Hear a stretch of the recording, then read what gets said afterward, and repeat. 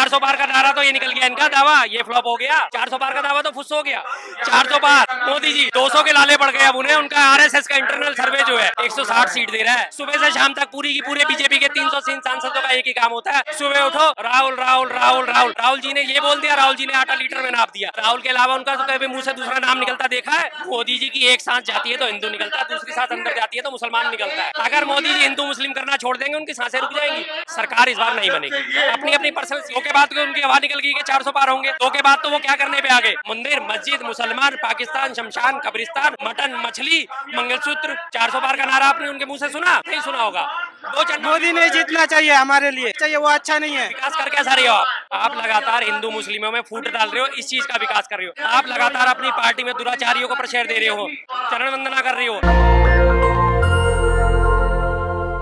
नमस्कार, मैं ब्यूटी गिरी और आप देख रहे हैं नेशनल दस्तक जामा मस्जिद पर मौजूद है और हमारे साथ बातचीत करने के लिए मौजूद है वीरेश शर्मा। आपको बता दें, कांग्रेस की तमाम नीतियों के बारे में बात करते हैं और नरेंद्र मोदी की धज्जियां उड़ाने की काम करते हैं। पहला सवाल है, नरेंद्र मोदी कह रहे हैं कांग्रेस मंगल सूत्र छीन लेगी महिलाओं का, हिंदू बहनों का। मंगलसूत्र की बात में मुझे एक ही बात बार बार याद आती है, मोदी जी की सरकार में एक मंत्री जी है, दुनिया जानती है कि उन्होंने किसका मंगलसूत्र छीन के अपने गले में डाला। अगर उनके घर में ऐसा हो रहा है, उनके परिवार में ऐसा हो रहा है, तो इसका मतलब ऐसा नहीं है कि बाकी जगह भी ऐसा होगा। कह रहे कि आंकड़े निकालेंगे, सबके सर्वे करवाया जाएगा, उसके बाद जो भैंस है दो भैंस है तो एक मुसलमानों को दे दिया जाएगा। भैंस के मामले में मैं एक बात कहना चाहता हूँ, अक्सर एक कहावत कही जाती है कि किसी का मामला खराब हो रहा होता है या किसी का नुकसान हो रहा होता है तो लोग क्या कहते हैं, गई भैंस पानी में, यही कहा जाता है ना। तो मोदी जी की भैंस पानी में चली गई है, अब उन्हें दिख गया कि मेरी भैंस पानी में चली गई, तो अब उन्हें भैंस याद आनी शुरू हो गई है। भैंस पानी में गई है। 400 पार कह रहे 4 जून को। 400 पार मोदी जी 200 के लाले पड़ गए अब उन्हें। उनका आरएसएस का इंटरनल सर्वे जो है 160 सीट दे रहा है। आरएसएस का इंटरनल सर्वे 160 सीट पे जाके सिमटा दिया उन्हें। अखबारों की आप कटिंग देखिए, ये देखिए, मैं आपको दिखाता हूँ, मेरी बात पे तो दुनिया यकीन नहीं करती। ये देखिए अखबार की हेडलाइन है, लेके चलते हैं। हाँ जी, बिना प्रूफ के मजा नहीं आता ना। देखिए भाजपा कितनी है, 296 से 299। ये 2 चुनावों के बाद की हाल थी, 2 चरण के बाद की। अब 4 चरण के चुनाव हो चुके हैं, 200 पे नीचे आ चुके हैं लोग। 400 पार का नारा तो ये निकल गया इनका दावा, ये फ्लॉप हो गया। 400 पार का दावा तो फुस हो गया। और ये अखबार पे ध्यान देना, ये है अखबार पंजाब केसरी, इसके संपादक को बकायदा करनाल से सीट देके मोदी जी ने अपना सांसद बनाया था। तो ये उनकी वादा खिलाफी तो नहीं करेगा। जितनी इसकी कोशिश हो सकी इतनी बढ़ा के उसने इसको सीटें फिर भी दिखाई हैं, लेकिन जमीनी हकीकत में 200 से नीचे आ चुके हैं। 400 पार नहीं, मतलब ही नहीं जी, 400 पार का तो सवाल ही भूल जाइए। अब आपने उसके बाद 2 चरणों के बाद तीसरे चरण में सुना उनके मुंह से? जबरदस्त वोटिंग हो रही है। 2 के बाद के तो मैं नहीं बोला, नहीं 2 के बाद उनकी हवा निकल गई कि 400 पार होंगे। 2 के बाद तो वो क्या करने पे आ गए? आपने मंदिर मस्जिद मुसलमान पाकिस्तान शमशान कब्रिस्तान मटन मछली मंगलसूत्र। 400 पार का नारा आपने उनके मुंह से सुना? नहीं सुना होगा। 2 चरणों के बाद से नहीं सुना। मोदी जी को रोते हुए नहीं देखा आपने, रो पड़े फिर से, कह रहे कि गंगा मैया ने गोद लिया है हमें। गंगा मैया की बात करते हैं, गंगा मैया की सफाई का नाम लेके आए थे कि 2020 तक हम गंगा साफ कर देंगे। इस वक्त उनकी एक मंत्री थी उमा भारती जी ने कहा कि 2020 तक अगर गंगा साफ नहीं हुई तो मैं जल समाधि ले लूंगी। 2020 जैसे जैसे नजदीक आना शुरू हुआ, उन्हें दिखा कि गंगा तो साफ हुई नहीं है। उसके बाद उन्होंने क्या करा, इस्तीफा दे दिया। अब जब जाके पत्रकारों ने उनसे पूछा कि साहब आपने तो कहा था कि मैं जल समाधि ले लूंगी, अब मैं मंत्री थोड़ी हूँ, मेरी जिम्मेदारी खत्म, बात खत्म, तो हो गई गंगा साफ, होती रहेगी गंगा साफ बस। आप कहते हैं कि हिंदू मुसलमान करते हैं मोदी जी। मोदी जी कह रहे हैं मैं ऐसा कर ही नहीं सकता, सार्वजनिक जीवन योग्य नहीं रहूंगा जिस दिन हिंदू मुसलमान कर दिया मैंने। जिस दिन का उनका ये बयान है उसके अगले दिन का आपने बयान पढ़ा कि कांग्रेस ने जब बजट बनाया था तो उसमें 15% का बजट मुसलमानों के लिए रखा गया था। तो ये हिंदू मुस्लिम नहीं है। आप ये भी तो कह सकते थे कि 15% का जो है अल्पसंख्यक के लिए रखा गया या जनता के लिए रखा गया। क्यों लिया नाम आपने खुल के मुसलमान? क्यों वो बार बार मनमोहन सिंह जी के आधे अधूरे बयान को कोट करते हैं कि इन संपत्ति पर 1 लाख मुसलमानों का है? उसके बाद भी तो उन्होंने 4 बातें और कही थी मनमोहन सिंह जी ने कि इस संपत्ति पर 1 लाख अल्पसंख्यकों है, जिसमें शामिल है मुसलमान, अल्पसंख्यक, दलित, जैन, बौद्ध, अति पिछड़ा वर्ग, सारा का सारा शामिल है। इतना बड़ा उनका पूरा बयान था, छांट के लाए इतना सा, जहां तक सिर्फ मुसलमान की लाइन है उसके बाद का वो बयान ही पढ़ना भूल गए। अब प्रॉब्लम उनकी भी तो दुनिया जानती है, नकली डिग्री धारी है, पढ़े लिखे हैं नहीं, पढ़ पाते नहीं, तो क्या करें भाई? 2-4 लाइनें टूट फूटी पढ़ ली, बात खत्म हो गई। आप नकली डिग्री कह रहे हैं और अमित शाह ने उनका पूरा सर्टिफिकेट दिखाया था। नकली डिग्री सारी दुनिया यहाँ पे खड़ी है, सब कॉलेज में पढ़े होंगे, किसी ना किसी कॉलेज से कोई ना कोई पढ़ के निकला होगा। एंटायर पॉलिटिकल साइंस नाम का एक भी सब्जेक्ट किसी भी यूनिवर्सिटी में पढ़ाया जाता हो तो मुझे बताएं साहब। मैं भी दिल्ली यूनिवर्सिटी ग्रेजुएट हूँ, 70 कॉलेज दिल्ली यूनिवर्सिटी के अंडर आते हैं। डूसू का इलेक्शन लड़ चुका हूँ, 2 बार डूसू का इलेक्शन लड़के मैं 70 कॉलेजों में विजिट कर चुका हूँ अपने टाइम में। जब मैं युवा था तब मैंने देखा किसी भी कॉलेज में एंटायर पॉलिटिकल साइंस का नाम कोई सब्जेक्ट ही नहीं था। डीयू के बाद इसमें और दुनिया भर की यूनिवर्सिटी खुल गई हमारे दिल्ली में, एक में भी कहीं आज तक एंटायर पॉलिटिकल साइंस का सब्जेक्ट ही नहीं है। कोई एक दूसरा सहपाठी तो आए उनका निकल के कि हाँ जी मैं इनके साथ एंटायर पॉलिटिकल साइंस करी है, कोई एक थर्ड पर्सन तो आके दिखा दे कि मेरी डिग्री ये रही जी, मैंने भी एंटायर पॉलिटिकल साइंस से पढ़ाई करी हुई है। आज तक कोई दूसरा बंदा आया, आप बीए की डिग्री मांगो, मैं अपनी बीए की डिग्री कहता हूँ भाई साहब दिखा देंगे, ये दिखा देंगे, वो दिखा 20 लोग 50 लोग दिखा देंगे बीए की डिग्री। बीकॉम की डिग्री मांगोगे हजारों लोग दिखा देंगे, बीएससी की मांगोगे लाखों लोग दिखा देंगे। आप एंटायर पॉलिटिकल साइंस की दूसरी डिग्री लाके तो दिखाओ। आप मोदी जी को अनपढ़ बता रहे हैं और मोदी जी या पूरी भाजपा की टीम राहुल गांधी से डिबेट की बात पर कह रही है कि राहुल गांधी है कौन पीएम के सामने बैठने वाला।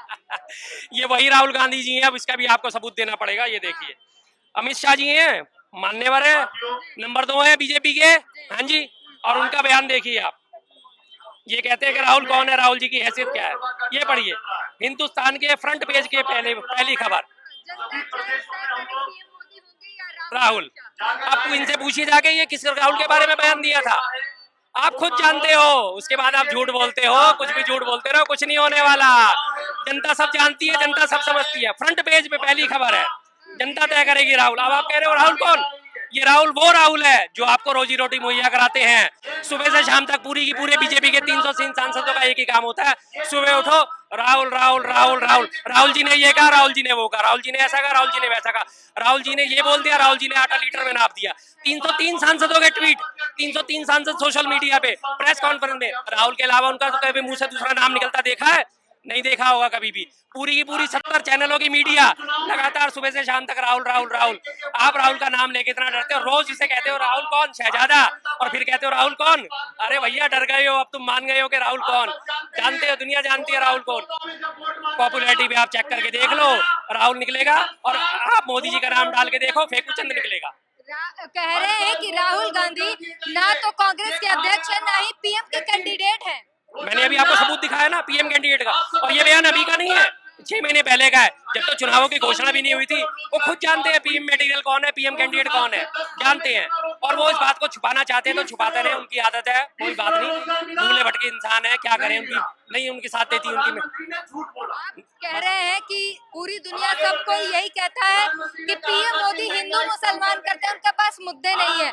और पीएम मोदी कह रहे हैं कि जब तक जिंदा हूँ हिंदू मुसलमान में देश को नहीं बंटने दूंगा, कसम खाए। मोदी जी की एक सांस जाती है तो हिंदू निकलता है, दूसरी सांस अंदर जाती है तो मुसलमान निकलता है। अगर मोदी जी हिंदू मुस्लिम करना छोड़ देंगे उनकी सांसें रुक जाएंगी, उनका खाना हजम नहीं होगा। आप कल सुबह का अखबार उठा के देख लेना, फिर अगला मोदी जी का बयान। अगर आपके मोबाइल में देखना चाहते हो, मोबाइल में भी दिखा देता हूँ हिंदू मुस्लिम के सारे बयान उनके, किस तरह से वो बातें करते हैं, क्या क्या कहते हैं वो। 1 मिनट अभी दिखा देता हूँ मैं। वो कहते हैं कि बदनाम किया जा रहा है, बदनाम किया जा रहा है, उन्हें बदनाम करा जा रहा है। अरे भाई ज्यादा बच्चे तो हमारे कम्युनिटी में भी है अनपढ़, जो लोग पढ़े लिखे नहीं है उनके भी ज्यादा बच्चे हैं, मैंने उनके लिए भी कहा। हाँ, वो अब उन्हें दिख गया ना कि मुझे सीट नहीं मिलने वाली, बेइज्जती होनी शुरू गई। मोदी जी का एक ही नारा, एक ही काम है, मुझे बस सीट मिले, कैसे भी मिले, किसी भी तरह से मिले, मुझे सीट मिलनी चाहिए। आपको याद है अमरोहा में भाषण देने गए थे, वहाँ जाते ही उन्होंने क्या बोला, मोहम्मद शमी मेरा भाई है, मेरा भाई है। अगले दिन बनासकांठा, गुजरात में उनकी वो थी सभा, बनासकांठा में अगले दिन जाते उन्होंने क्या कहा, प्रधानमंत्री मनमोहन सिंह जी ने कहा संपत्ति पर पहला मुसलमानों का होना चाहिए। एक ही दिन में पलटी मार गए, एक ही दिन में 24 घंटे में पलटी मार जाते हैं, तो सब जानते हैं। शर्मा जी, तमाम लोग कहते हैं कि आप लोग मोदी को सिर्फ बदनाम करते हो, मोदी के तमाम काम आपको दिखाई नहीं देता, जनता को राशन देते हैं, शहरों का विकास किया है, सड़कें बनवाई है, इंफ्रास्ट्रक्चर मजबूत किया है, देश का विकास हुआ है, लोगों को विकास बर्दाश्त नहीं होगा। विकास क्यों बर्दाश्त नहीं होगा, मैं आप विकास करो तो सही, विकास कर कैसा रहे हो आप लगातार हिंदू मुस्लिमों में फूट डाल रहे हो, इस चीज का विकास कर रहे हो। आप लगातार अपनी पार्टी में दुराचारियों को प्रश्रय दे रहे हो, आप अपनी पार्टी में बलात्कारियों को प्रश्रय दे रहे हो, उनकी आपने चरण वंदना कर रहे हो, विकास इस चीज का कर रहे हो, आप लगातार भ्रष्टाचारियों को अपनी पार्टी में शामिल कर रहे हो, उस चीज का विकास कर रहे हो, आप लगातार लोकतंत्र का हनन कर रहे हो। एक चंडीगढ़ इलेक्शन में आपने देखा होगा मेयर सीट जीतने के लिए कितनी बड़ी हेराफेरी करी। आप इस तरह का विकास करते हो, आप दूसरी जाके पार्टियों को तोड़ते हो, आप दूसरी को सरकारें गिराते हो, आप ऐसा विकास कर रहे हो। लोकतंत्र का विकास इसे नहीं कहा जाता, लोकतंत्र का विकास करा जाता है स्वस्थ प्रतिस्पर्धा। आप भी लड़ो, हम भी लड़े, जनता जिसे चुनेगी वो माना जाएगा, बात खत्म। आपने ये बात का ध्यान रखा कभी? कहीं नहीं रखा। आप दिल्ली का उदाहरण ले लो, पिछले साल एमसीडी के चुनाव होने के बाद मेयर पद के लिए 4 महीने तक चुनाव टालते रहे, लगातार 4 महीने तक चुनाव टालते रहे, ठीक है। उसके बाद जब मेयर इलेक्शन हुआ पूरी हेराफेरी करने की कोशिश करी, जब कोर्ट की दखलंदाजी तब जाके दिल्ली का मेयर चुना गया। अब जाके मार्च अप्रैल में फिर चुनाव होने थे, फिर दिल्ली के मेयर के चुनाव रद्द करा दिए। क्यों? आप ये विकास कर रहे हो भाई, आपको वोट मिले थे, नहीं मिले हमको एमसीडी में वोट, आप टेंशन क्यों ले रहे हो? आपको दिल्ली में सरकार बनने नहीं दी, दिल्ली की सरकार के आपने पर काटने शुरू कर दिए। क्यों? आपने केजरीवाल को सिटिंग मुख्यमंत्री को आरोप लगा के सिर्फ, जिसमें आज तक एक भी पैसे का लेन देन साबित नहीं हुआ, एक भी पैसे की रिकवरी नहीं शुरू हुई, शामिल है अभी तक एक भी पैसे की रिकवरी हुई नहीं हुई है, लेकिन फिर भी आपने उन्हें जेल में भेज दिया। क्यों? आप ऐसा विकास कर रहे हो। आज जो है पूरा इंडिया गठबंधन और केजरीवाल कटघरे में खड़े हैं स्वाति मालीवाल को लेकर कि केजरीवाल ने उन्हें पिटवाया एक महिला को अपने आवास पे, और उसके बाद मीडिया का सामना नहीं कर पा रहा, सवालों का जवाब नहीं दे रहे। देखिए जी, जो भी हो स्वाति मालीवाल जी के साथ, मैं उसके लिए बेहद दुखी हूँ।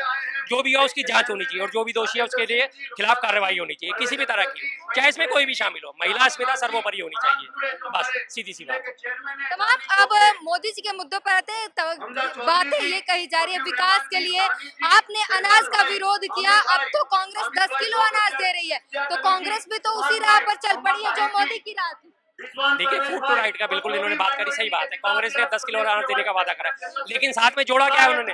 गरीबों को। उन्होंने ये नहीं बोला कि 81 करोड़ को दिया जाएगा, उन्होंने कहा गरीबों को दिए, जो वास्तविक हकदार है उनको मिलना चाहिए, हर एक को नहीं। 81 करोड़ गरीब नहीं है लोग, अगर 81 करोड़ गरीब हैं भारत में, इसका मतलब आपने फिर विकास नहीं करा मोदी जी ने। अगर 81 करोड़ लोगों को आप राशन दे रहे थे तो आपने विकास नहीं करा।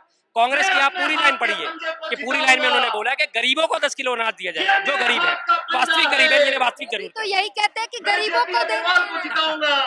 वही मैं बात कहता हूँ ना कि वो का पेट भरते हैं मोदी जी, कहते हैं कि गरीबों का पेट भर रहे हैं 5 किलो राशन देकर, यही विकास वो तो भी हमें उनका आपको हजम नहीं पसंद होता, यही विकास तो हमें उनका हजम नहीं होता। ये जब मनमोहन सिंह जी ने अपनी वो सत्ता छोड़ी थी, मात्र 22.5 करोड़ लोग थे बिलो पॉवर्टी लाइन, और मोदी सरकार में बढ़ के आज 81 करोड़ हो गए। क्यों? आपने उनके उत्थान के लिए क्या काम करा? कुछ नहीं करा ना। वहीं के वहीं आपने उन्हें छोड़ दिया, चौगुना कर दिया उनको, जो गरीब थे उनको चौगुना कर दिया। 5वीं अर्थव्यवस्था में शामिल हो चुका है, 5वीं अर्थव्यवस्था के लिए आप लोग तारीफ ही नहीं करते मोदी जी। हाँ जी, 5वीं अर्थव्यवस्था में शामिल हो गए, लेकिन 67 सालों में देश के ऊपर विदेशी कर्ज कितना था? मात्र 55 लाख करोड़। आपने 5वीं अर्थव्यवस्था तो बना दिया, लेकिन आपने कर्ज कितना बढ़ा दिया? 150 लाख करोड़ और बढ़ा के आज भारत के ऊपर 205 लाख करोड़ का विदेशी कर्ज चढ़ चुका है। आप ऐसा कर्जा बढ़ा के हमारे को अर्थव्यवस्था आगे बढ़ाओगे? कौन आदमी इतना अकलमंद होगा जो कर्जा ले लेके अपनी अर्थव्यवस्था बढ़ाएगा? आप पैदा करो, रोजगार के अवसर पैदा करो, अर्थव्यवस्था बढ़ाओ, हमें कोई आपत्ति नहीं है। राजनाथ सिंह का अभी का तुरंत का भाषण में बयान है कि डायनासोर जैसे गायब हो गए वैसे ही कांग्रेस भी लुप्त हो जाएगी। पिछले 138 साल से कांग्रेस चल रही है और आगे तक भी चलती रही। अगर वो प्रागैतिहासिक काल कहा जाता है डायनासोर का, उनका अगर उदाहरण देते हैं तो मैं आपको एक और उदाहरण देता हूँ। हमारे पुराणों में एक अग्नि पक्षी का जिक्र है। अग्नि पक्षी के बारे में कहा जाता है, अग्नि पक्षी का जिक्र करा जाता है, जिसके बारे में कहा जाता है कि अगर वो खत्म भी हो जाता है, जल जाता है, जल के जब वो राख हो जाता है तो उस राख से भी वो दोबारा जिंदा हो जाता है। तो हमारी कांग्रेस जो है वो उस अग्नि पक्षी की तरह है कि अगर वो खत्म भी हो जाएगी तो उसके राख से वो दोबारा खड़ी हो जाएगी। कांग्रेस खत्म होने वाली नहीं है, खत्म होती है पार्टियां, खत्म होते हैं लोग, विचारधाराएं खत्म नहीं होती। एक चीज है, अभी भी जो जनता है, जो ग्राउंड लेवल पर जनता है, उनमें बहुत लोगों में राहुल गांधी की पप्पू वाली छवि बनी हुई है। पढ़े लिखे लोग समझ रहे हैं कि राहुल गांधी पढ़े, पप्पू वाली जो छवि बनी हुई है जमीनी स्तर पर, उसके लिए क्या है? देखिए जी, पहली बात तो जो पप्पू का इस्तेमाल करते हैं सबसे बड़े बेवकूफ लोग हैं। हमारे हर गली मोहल्ले में, इधर उधर अड़ोस पड़ोस में आपको कहीं ना कोई एक पप्पू भाई मिल जाएंगे, और पप्पू प्यार का शब्द होता है। बेवकूफी से उसकी तुलना नहीं करनी चाहिए कभी भी, लेकिन क्या करें, बीजेपी के अनपढ़ राजा उसी तरह उनकी प्रजा, सीधी सी बात है, यथा राजा तथा प्रजा, तके शेरबाजी तके खाजा, उनके लिए तो सब चीज बराबर है, तो वो तो इस बात को शामिल करेंगे। आप समझदार आदमी से पूछो कौन होता है पप्पू। पप्पू भाई मेरे पड़ोस में भी रहते हैं, मेरे पप्पू भैया है, घर में बच्चों के नाम पप्पू रखे जाते हैं। उसका उस बात से क्या लेना देना। पप्पू तुम असल में पप्पू कौन है? जो बादलों को राडार की जो प्रणाली है बादल आने पे खत्म हो जाएगी, असल पप्पू वो है। जो गटर की गैस से चाय बना देता है, असल पप्पू वो है। जो ट्यूब में गैस भर देता है, असल पप्पू वो है। जो 1988 में ईमेल का आविष्कार भी नहीं हुआ था, डिजिटल कैमरे का आविष्कार भी नहीं हुआ था, और वो कहता है कि मैंने डिजिटल कैमरे से फोटो खींच के और ईमेल कर दी, तो पप्पू कौन साहब? पप्पू कौन? जो कहता है भारत में 600 करोड़ मतदाता है, पप्पू कौन? असल पप्पू कौन?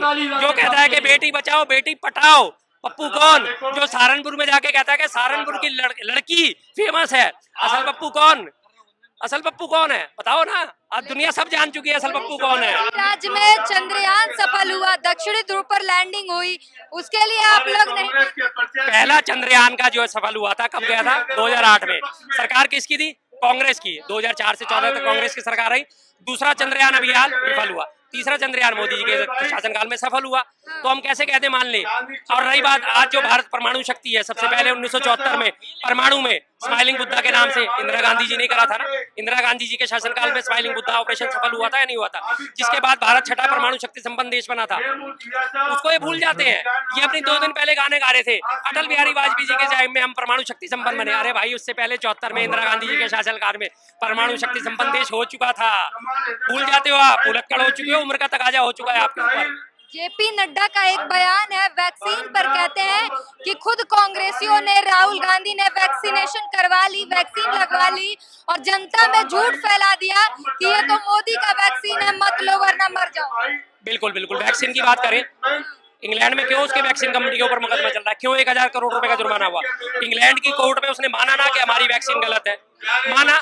जब ये बात फैली, मोदी जी ने बड़े जोर शोर से सारी वैक्सीनेशन पे अपनी फोटो छपा रखी थी। जब ये बात फैली, क्यों हटा ली अपनी फोटो? क्यों डर गए?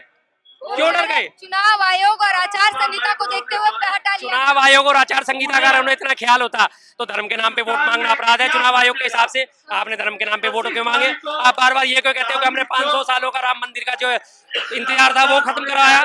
आपने शहीदों के नाम पे क्यों वोट मांगे 2019 में? अगर आप चुनाव आयोग को और आचार संहिता का इतना ख्याल रखते हो, आपके मेरठ से सांसद ईगा खड़े थे, अरुण गोविल साहब कहा था राम की फोटो लेके चल रहे थे। हम राम को लाए, हम वोट उनको दो, हम राम को लाए वोट उन्हें दो। आचार संहिता का तो रोज आप उल्लंघन करते हो।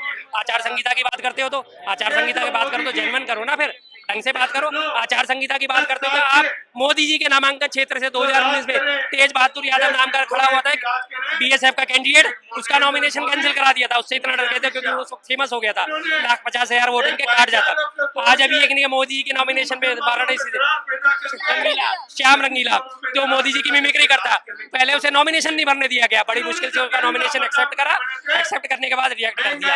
आचार संहिता का उल्लंघन कौन कर रहे हो? आचार संहिता आपने को अभी बात क्यों नहीं आई? जब आपने सूरत में कैंडिडेट का अपहरण करके, उनके प्रस्तावकों का अपहरण करके आपने अनोपोज अपना कैंडिडेट जिता दिया, आचार संहिता का आपको याद क्यों नहीं आती? तब जब आप सूरत में और वहां पे कैलाश विजयवर्गीय ने इंदौर में कैंडिडेट को अगवा कर लिया, तब आप आचार संहिता याद नहीं रखते? अच्छा मेरा वाह वाह वाह, बहुत बढ़िया। आचार संहिता मेरे लिए तो कोई मायने नहीं रखती, लेकिन तुम आचार संहिता का पालन करो। जब कैंडिडेट वापस ले लेते हैं नामांकन का, तो उसमें हम क्या कर सकते हैं? उसमें हम क्या कर सकते हैं? गांधीनगर गुजरात से अमित शाह के मुकाबले कैंडिडेट खड़ा हुआ था, आपने उसके रोते हुए वीडियो देखी होगी ना। उसके बाल बच्चों को, उसके परिवार को अगवा कर लिया गया था। उसने बोला कि जी मेरे परिवार को अगवा कर लिया गया और मुझ पर दबाव डाला जा रहा है। क्यों क्यों क्यों आपने दबाव डाला? आपको किस बात का डर था? आप तो बहुत कामदार आदमी हो, आप तो बहुत नामदार आदमी हो। अरे भाई 10, 20, 50 हजार वोटों से मिल जाते और आप तो जीते हुए हो। 400 सीट आपको मिल रही है, आप एक एक सीट की तो आप हिसाब लगा के चल रहे हो। आपको याद होगा पीछे हरियाणा के इलेक्शन थे, इनका एक बागी एमएलए खड़ा होकर हरियाणा हिमाचल प्रदेश में पहुंच गया था। बकायदा मोदी जी ने फोन करा, अरे भाई क्यों यार ऐसा बगावत क्यों कर दी, बैठ जाओ, इतनी इनकी हालत खराब है। फिर क्या करेंगे ये लोग? किस मुंह से ये बातें करते हैं ऐसी? कह रहे कि अमित शाह और मोदी जी की सीट भी खतरे में। देखिए खतरे में थी, लेकिन हालांकि मैं मानता हूँ ये लोग तो जीत जाएंगे। हाँ ये लोग तो जीत जाएंगे, मोदी भी जीत जाएंगे, अमित शाह भी जीत जाएंगे, ये बात मानने वाली है, इसमें कोई दो राय नहीं। लेकिन सरकार बनने वाली जो बात आती है, सरकार इस बार नहीं बनेगी। अपनी अपनी पर्सनल सीट जे जाए उससे कोई फर्क नहीं पड़ता। बड़ी बात बताई और आपको बता दी कि 4 जून को परिणाम आएगा। जी क्या मोदी नहीं जीतना चाहिए हमारे लिए, ऐसे मैम जीतना नहीं चाहिए, वो अच्छा नहीं है। क्या किया है? क्यों अच्छा वो किसी के लिए कुछ नहीं किया मैम। विकास नहीं हुआ। कुछ भी नहीं हुआ। क्या किया? किसका विकास किया? किसका विकास हुआ? कहा क्या किया? बताओ, दिखाओ। सड़कें बनाई है, आप एक बार सड़कों में कौन चल? आप चल रहे हो क्या? राशन दे रहे हैं मैम, जनता को। कौन सा राशन दे दिया? किसको दे दिया? 5 किलो राशन से हो जाएगा? एक दिन का खाना चल जाएगा? तो ये पब्लिक है और 4 जून को फैसला होगा कौन आएगा कौन जाएगा, और सारी बातें जो है वो तमाम सवाल रहे और उसके जवाब आपको मिल गए होंगे। चाहे इंदौर हो, सूरत हो, हर जगह की बातें हुई और 4 जून को फैसले के दिन है और इस 4 जून का सभी को इंतजार है, पूरे देश को बेसब्री से इंतजार है। इस पूरी बातचीत पर अपनी प्रतिक्रिया जरूर दीजिए। कैमरामैन आशीष के साथ मैं गिरी, नेशनल दस्तक। नेशनल दस्तक की आपसे गुजारिश है कि अगर इसको बचाना चाहते हैं तो नेशनल दस्तक को सब्सक्राइब करने के लिए रेड कलर के सब्सक्राइब बटन को दबाएं, फिर बेल आइकन की घंटी दबाएं। नेशनल दस्तक को बचाने के लिए बहुत जरूरी है कि हर खबर को शेयर करें, लाइक करें, कमेंट जरूर करें।